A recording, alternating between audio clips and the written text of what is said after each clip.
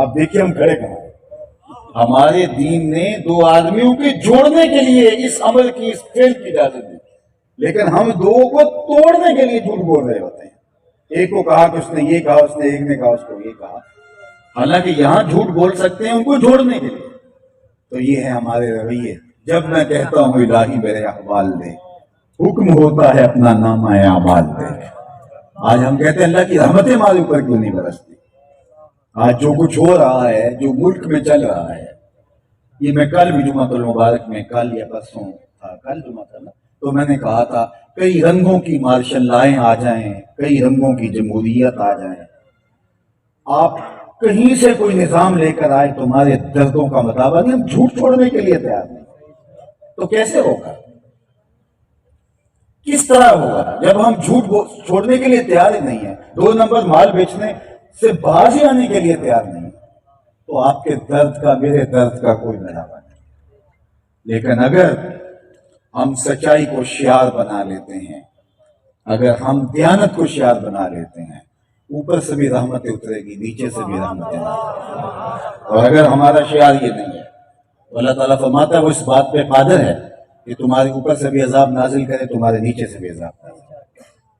مفسرین فرماتے ہیں اوپر سے عذاب کیا ہے؟ پتھر برسیں، نیچے سے عذاب کیا ہے؟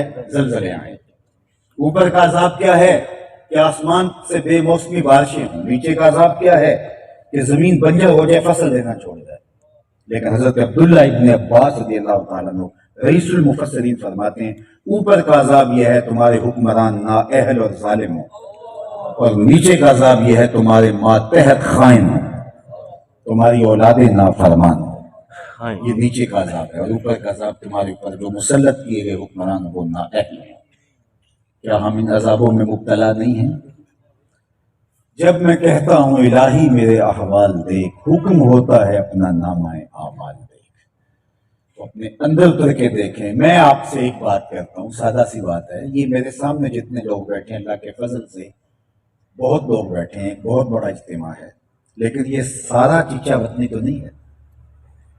2-3 لاکھ کی آبادی کا شہر ہے، اگر 4000 5000 2000 جتنے بھی لوگ آپ تشریف فرما ہیں اتنے آ بھی گئے ہیں تو وہ 1% بھی نہیں بنا۔ لیکن میں آپ سے کہتا ہوں کہ یہ جتنے لوگ میرے سامنے بیٹھے ہوئے ہیں، اتنے لوگ اگر یہاں سے یہ عزم کر کے اٹھیں کہ کل سے ہم جھوٹ نہیں بولیں گے، آپ کا شہر بدلا ہوا ہوگا۔ لیکن ہم نہیں کریں گے، ہم نہیں کریں گے۔ میں اللہ سے توفیق مانگتا ہوں، لیکن ہم تقریروں کا چسکا لیتے ہیں، تلذذ کے لیے تقریریں سنتے ہیں۔ جتنی تقریریں آج ہو رہی ہیں اتنی کبھی پہلے ہوئی تھی؟ ایک دن میں کتنے جلسے روز ہو رہے ہیں، یوٹیوب اٹھائیں، فیس بک اٹھائیں، چینلوں پر روزانہ درس قرآن، درس حدیث، بڑے بڑے درس تصوف ہو رہے ہیں۔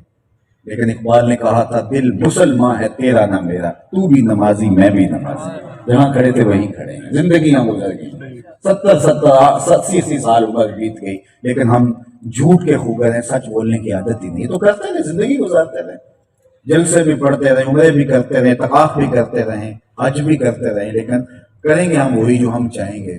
تو اللہ کی عادت ہے کہ اللہ جب بندہ خود نہیں بدلنا چاہتا اللہ نہیں بدلتا، اور جب بندہ خود ارادہ کر لیتا ہے تو وہ کہتا ہے میرا بندہ میری طرف ایک قدم چل کے آئے میں 70 قدم آتا ہوں۔ اگر وہ چل کر آیا ہے تو وہ گھر والا میری رحمتیں دوڑ کے استقبال کرتا ہے۔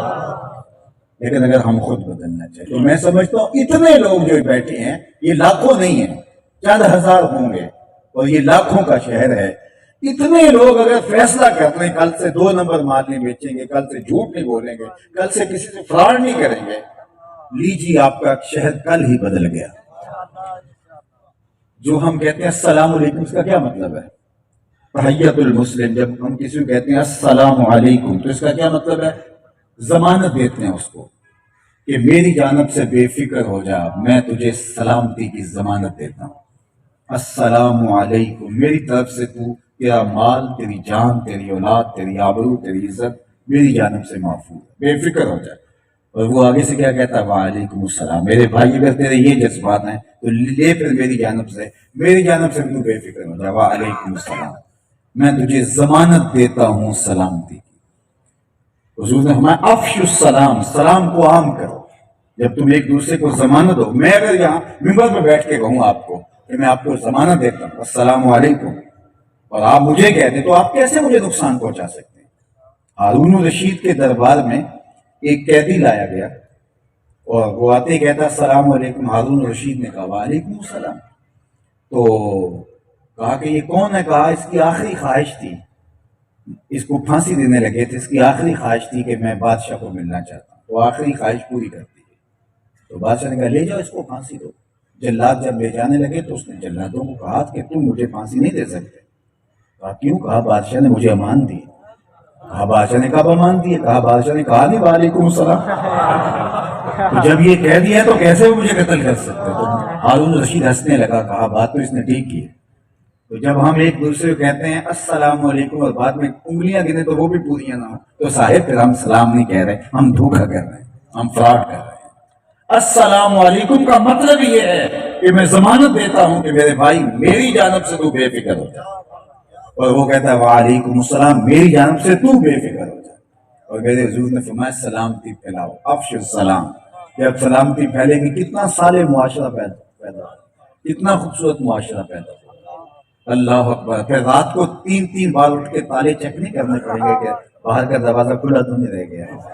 آپ کو فکر نہیں ہوگی اس لیے کہ میرے ہمسائے میں، میرے سامنے بسنے والا، میرے بغل میں بسنے والا، میرے جو ہے وہ عقب میں بسنے والا، یہ سب مجھے سلامتی کی ضمانت دے چکے ہیں اور میں ان کو سلامتی کی ضمانت دے چکا ہوں.